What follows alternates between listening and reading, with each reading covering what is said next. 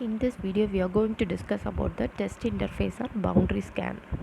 So on completion of this topic, students will be able to test on the printed circuit boards or sub-blocks inside the integrated circuits. So why boundary scan? Normally, boundary scan is a method for testing the interconnects on the printed circuit boards or sub-blocks inside an integrated circuit. So it is widely used in the debugging method, that is to watch the integrated circuit pin states and to measure the voltage or to analyze the sub-blocks inside the integrated circuit.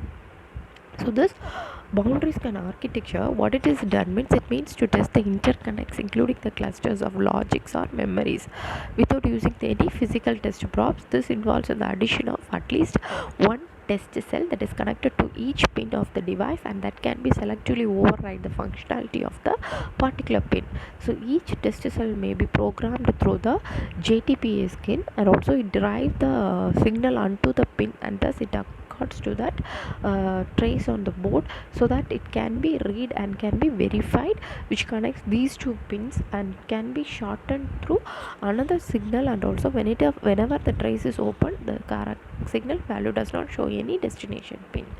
So this provides the means only for the testing the interconnects. So the main two reasons that lead to the mid-80s to the development of the BEST were the complexity of this ICs were made in extremely difficult to develop test programs, and also the small outline surface mount devices and advanced mounting technologies are used access to the internal PCB nodes. And the application domain of the BSTs are this addresses the structural test of digital printed circuit boards, and the keywords are structural digitals and PCBs. This embedded test architecture is now used for the purpose as well as in system design programming.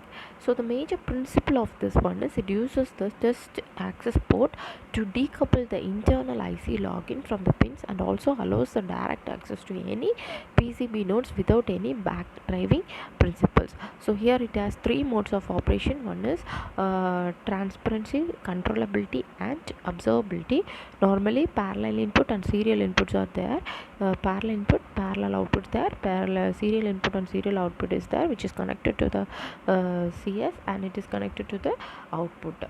So this architecture has the main blocks as BST register, BP register, instruction register, trap controller and other registers. So these registers will contain the user data identification, and mainly it stores the data, and the data are passed to the data path through which the tap controller controls it to the particular region.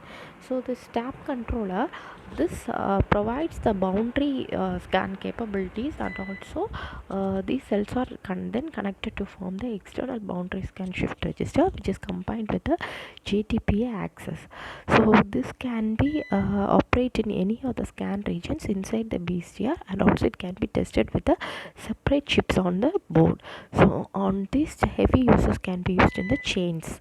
So BST instructions contains a sample or read load which bypasses the signal through which it can be stored and control the data. So the remote control why and what the configuration setup and its application is majorly for the normal operation. These latch cells will be used for the no effect, and also this circuits will be in the test mode. Whenever it is enabled or disabled, this latch is shifted from one to another. So to enable the students to write a real test programs, it is execute in the online, and to provide a tool for the testing program. So first one is MWS board, which uses an evaluation board and controls the BS chain. Gives questions on test interface and boundary scan. Electromigration of metal leads to open, short or amplifier or rectifier circuits. Thank you.